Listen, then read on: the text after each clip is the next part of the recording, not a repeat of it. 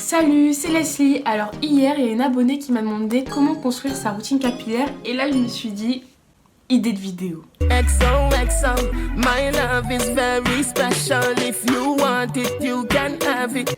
Bon, vous inquiétez pas, je l'ai quand même aidé après. Avant de commencer la vidéo, je tenais quand même à préciser que je ne fais pas cette vidéo pour vous dire que vous faites mal les choses, qu'il faut changer ça, ça, ça et ça dans votre routine capillaire. Pas du tout. Si je fais cette vidéo, c'est pour aider les personnes qui sont un petit peu perdues ou alors qui ont envie de changer de routine capillaire. Et aussi, si vous trouvez que votre routine capillaire est bien, qu'elle vous plaît, que vos cheveux ne se cassent pas, nanana, et bien ce que j'aimerais en fait c'est que vous commentiez la vidéo avec votre routine capillaire. Comme ça les gens qui sont un petit peu perdus, et bien ils auront mon avis à travers ma vidéo mais aussi le vôtre en regardant les commentaires et je pense vraiment que ça pourra en aider plus d'un.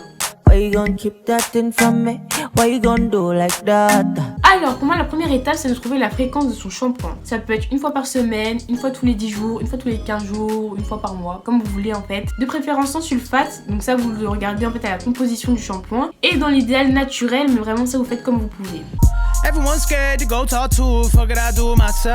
Ensuite la deuxième étape ça va être de trouver un pré-pou. Donc en fait un pré-pou c'est un avant shampoing en fait, un soin que vous allez faire avant votre shampoing. Ça peut être un bain d'huile, ça peut être des petites recettes comme vous voulez. Moi souvent ce que je fais c'est un bain d'huile ou alors en été je prends un avocat, un œuf et de l'huile, je mélange, je mets sur mes cheveux et voilà. Et donc quand je fais mon pré-pou en fait je le garde toute la nuit avec un sac plastique et un foulard, mais après je sais que voilà, tout le monde ne supporte pas de dormir avec un sac plastique sur la tête toute la nuit. Du coup vous pouvez le garder voilà 2, 3, 4 heures comme vous voulez. Et voilà, vous n'êtes pas obligé de dormir avec si vous ne supportez pas ça en fait. Mais franchement dans l'idéal, mettez au moins voilà un truc qui va créer de la chaleur pour que le soin pénètre bien dans vos cheveux. Donc ça va en fait servir à faire que vos cheveux vont être moins cassants, à les soigner, mais aussi en fait à préparer vos cheveux au shampoing parce que le shampoing est assez agressif pour les cheveux. Le shampoing, oui, il va retirer tout ce qui est pollution, toxines, saleté et tout, mais il va également retirer tout ce que vous aviez mis avant en fait dans vos cheveux, genre les crèmes, les beurres, les huiles, tout ça, ça va tout retirer. C'est pour ça qu'on fait un pré-pou avant, c'est pour que les cheveux soient préparés à ça entre guillemets.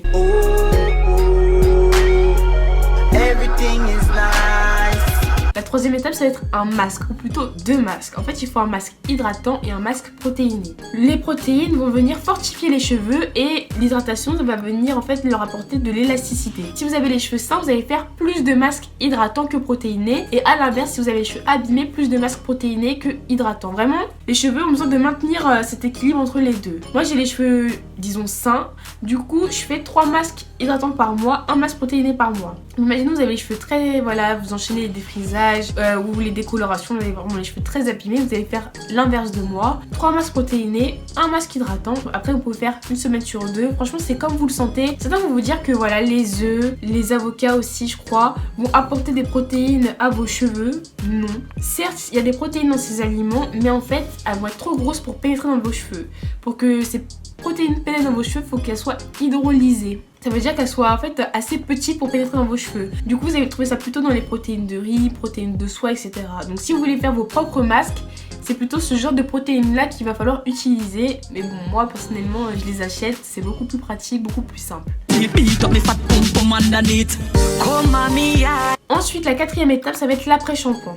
Comme je vous disais, le shampoing est un peu agressif pour les cheveux. L'après-shampoing, ça va venir les radoucir en rétablissant le pH naturel des cheveux. Donc, j'ai pas envie de vous embrouiller avec ça. Dites-vous juste que le shampoing, ça va venir un peu agresser vos cheveux. L'après-shampoing, ça va venir leur redonner cet aspect doux. Et aussi, moi, ce que je fais en fait, c'est que j'utilise pas d'après-shampoing normal, mais plutôt du vinaigre de cidre. Donc, j'en mets un petit peu dans une bouteille, je la remplis d'eau froide et ensuite je verse ça sur ma tête. Et c'est exactement la même finalité que l'après-shampoing, c'est-à-dire rétablir le pH naturel des cheveux, donc les adoucir de nouveau. Et en plus, c'est moins cher qu'un après-shampoing normal. Et il faut toujours finir avec de l'eau froide parce que l'eau chaude en fait que vous utilisez pour laver vos cheveux, ça va ouvrir les petites écailles qui protègent vos cheveux. Dites-vous que autour de votre cheveu il y a des petites écailles et l'eau chaude ça va venir les ouvrir, toute la chaleur en fait. C'est pour ça aussi que les appareils chauffants c'est pas bon pour les cheveux, c'est parce que ça ouvre trop les écailles de vos cheveux qui sont censés les protéger. Du coup, pour pouvoir les refermer, et c'est bien en fait de finir toujours avec de l'eau froide. Après que vous ayez fait votre shampoing, tout ça,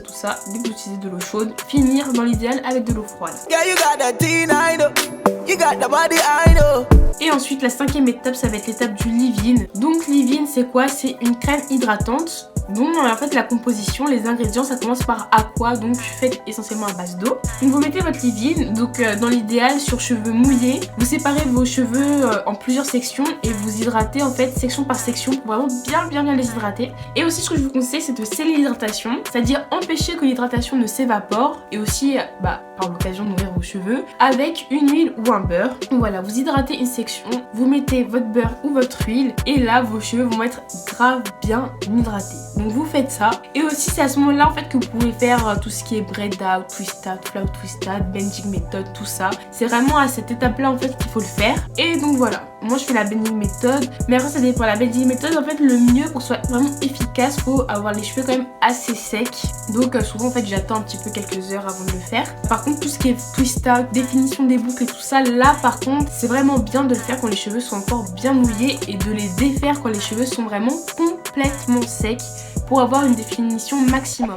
Donc voilà, pour moi en fait c'est comme ça qu'on construit une bonne routine capillaire. Après voilà, il y a plein d'autres astuces à suivre au cours de la semaine et tout, mais voilà pour moi ça c'est vraiment l'essentiel. Donc j'espère vraiment que la vidéo vous aura aidé et n'oubliez pas s'il vous plaît de mettre en commentaire votre routine capillaire pour pouvoir aider les personnes voilà qui sont un petit peu perdues et qui aient un autre avis que le mien. Donc voilà, j'espère vraiment que la vidéo vous aura plu, je vous fais des bisous. À la prochaine vidéo. Ils veulent Fécia, Amber Rose, autour d'un petit verre de rosé, Ils veulent